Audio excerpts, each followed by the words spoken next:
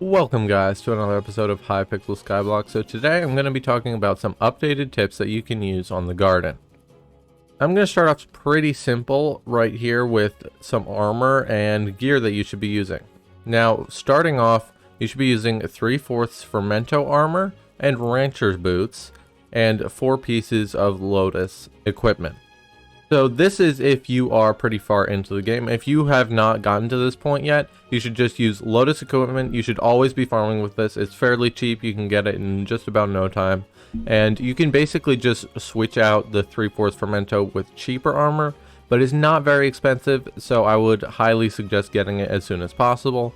The next thing you should get is definitely a mushroom cow pet, because it is the best pet for money by far. You can use an elephant if you want, if you're going for a very specific crop, like if you're trying to do contests you could use an elephant, but otherwise mushroom cow is just better. Now some of you may be thinking about fermento boots and when you should use them over rancher boots, and the short answer is basically never. Because rancher boots actually give more farming fortune. Even with the full set ability, fermento boots are less farming fortune unless both are on the mossy reforge on which they tie, and this is only if you're farming 60. If you are below farming 60, then fermento boots are actually slightly more farming fortune. However, it is not worth it, as in the long run you will need rancher boots down the line and you'll have to use them anyway. And just picking the speed is much nicer than having to worry about tuning points with fermento boots. So in my last video, I made this super farm and showed you guys how you can make one of your own, and now I'm going to be talking about the tools that you should be using for each one. Now for wheat, carrot, potato, netherwort, sugarcane, cactus, cocoa beans, melon, and pumpkin, it's all super straightforward. You should just be using the specific tool for that crop. Now the reason for this is basically they just give the most farming fortune for that specific crop. It just makes the most sense. For mushroom, however, it is slightly different, because when you're farming mushroom, fungi cutter is not actually the best. Instead, when you are using a mushroom cow, you should be using a daedalus axe, because it will be giving more farming fortune. If you are using a maxed fungi cutter, I believe the max farming fortune you can get is like 180, possibly a little bit more. A daedalus axe with Chimera 3 is already 260, which is way better than the fungi cutter, so in most cases a daedalus axe is better.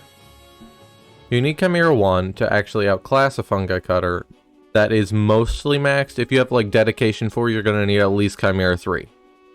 Now the big question is, if the daedalus axe gives so much more farming fortune, why wouldn't you use it for pumpkin, cocoa, melon, and possibly even like cactus or something? The other hoes give too much farming fortune that the daedalus axe doesn't even get close, but these all don't give as much as the other types. So why wouldn't you outclass them? Well, first of all, cactus is pretty obvious. You can't instantly break a cactus with the daedalus axe. But the cocoa chopper, melon dicer, and pumpkin dicer are a little bit less straightforward. So the problem with melon and pumpkin with the Chimera daedalus axe is you can't put efficiency 5 on a daedalus axe, which is a problem because you can't instantly break the melons and pumpkins. Now you would think it's the same thing for cocoa beans, but you would be wrong. The problem with cocoa beans is you don't have replenish, so they never grow back. Now if you're totally fine with just replanting the cocoa beans every single time you farm, go for it, but that's on you. I would not suggest that in the slightest. The next thing is going to be what replaces teleport pads in most of the farms. Now I went into this a little bit in the last one, where you can type /warp garden at the end of your farm, but that is not very good compared to this other thing. Now it does require that you have skytills. Now what you're going to be using in skytills is this edit key shortcuts, which when you click to add a shortcut, you get this, which you can make any command you really want. So I'm going to do /warp garden, and now you can set it to any unassigned key, which I'm just going to use Z. So basically, save and exit. Every time I click Z, it will go to the beginning of my farm. Now I typed /set spawn right here at cactus. Now if I hold the hoe at specifically exactly 90 degrees, and then type /set spawn, Then every time I click Z, no matter where I am, I will just instantly teleport back to the start of the farm. Now this is great because when you get to the end of the farm, you can just click Z and it will put you right back at the beginning. The next thing is another thing, so you no longer have to move your mouse. It is pretty straightforward. You just need to go into Options, Controls, and then go over here to where you have Attack and Destroy.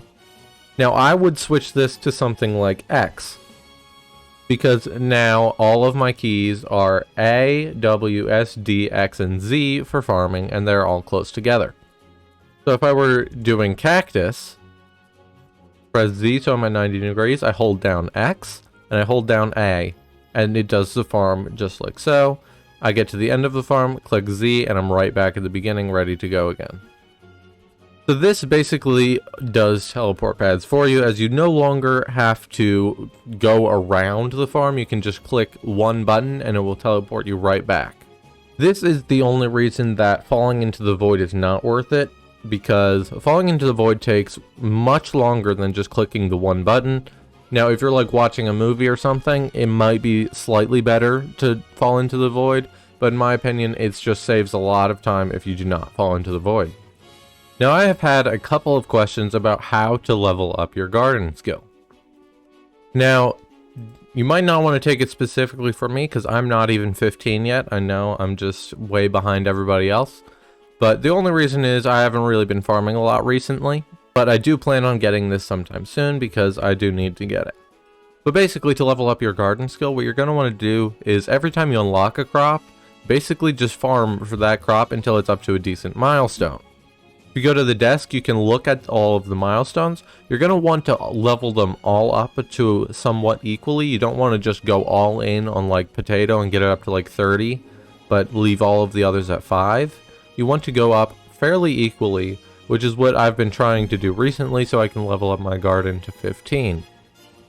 And the last tip for today is going to be, if you go over here to the visitor's logbook, if you haven't already, go to never visited and just unlock all of the visitors that you can, because when you do have green thumb on your equipment set, it is much better because all of the unique visitors will end up giving you farming fortune.